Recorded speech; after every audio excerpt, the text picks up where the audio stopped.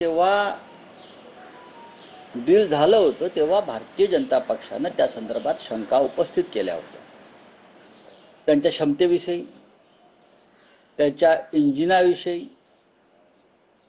अशा अनेक होत्या शंका. कारण यूपीएच्या काळामध्ये ही खरेदी झाली. Civil aviation minister Praful Patel होते.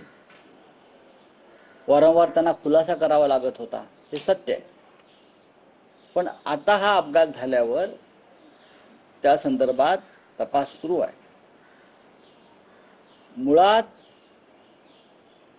अपघात झाला कसा किंवा हे घडलं कसं, हे आज सिव्हिल एव्हिएशन क्षेत्र जगातलं त्याला पडलेलं कोड आहे.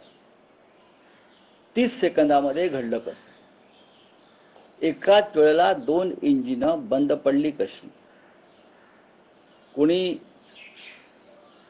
सायबरच्या माध्यमातून ही हायजॅक केली का, असे अनेक प्रकार समोर येत आहेत. आपण त्यातले एक्सपर्ट नाही आहोत. पण शत्रू राष्ट्राकडून जे सायबर हल्ले होत आहेत, सायबर हल्ले आपल्या देशावर, ती अत्यंत गंभीर गोष्ट आहे. आपली यंत्रणा ठप्प केली जाते, मिलिटरी यंत्रणा ठप्प केली जाते जगभरात अनेकदा. या सगळ्याचा तपास एजन्सी जर करत असेल तर त्याच्यावरती आता फार चर्चा करणं योग्य नाही. दुर्दैवानं 300 पेक्षा जास्त लोकांना प्राण गमवावे लागले. त्याच्यामुळे लोक वेगळे वेगळे अँगल्स देत आहेत, एक्सपर्ट्स. त्याचा तपास होईल.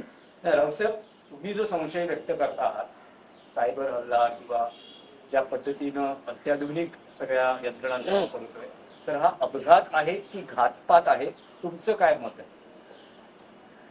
नाही, मी त्याच्यावरती आता माझ्या मनात काही शंका आहेत आणि त्या शंका आता उघडपणे बोलून एक गोंधळ निर्माण करणं बरोबर नाही. माहिती विविध क्षेत्रातून आमच्याकडे सुद्धा येत असते. मुळात विषय आहे मेंटेनन्स. अहमदाबाद एअरपोर्टवर जिथून हे विमान उडायला परवानगी दिली, ज्या संस्था आहेत सरकारच्या मेंटेनन्स संदर्भात, इंजिनिअरिंग संदर्भात, ATC संदर्भात, ATC मध्ये क्षमतेपेक्षा 56% माणसं कमी आहेत.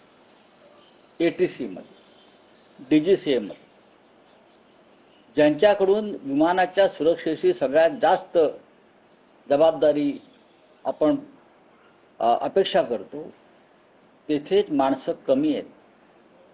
का, कशासाठी? अहमदाबाद एअरपोर्ट कोणाच्या ताब्यात आहे? अहमदाबाद एअरपोर्टवर विमानांच्या मेंटेनन्सची जबाबदारी कोणावर आहे?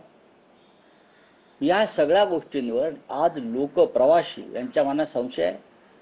आणि हा संशय असाच राहिला तर विमानातून प्रवास करणाऱ्यांची संख्या या देशामध्ये घटेल. लोकांच्या मनात भीती आहे की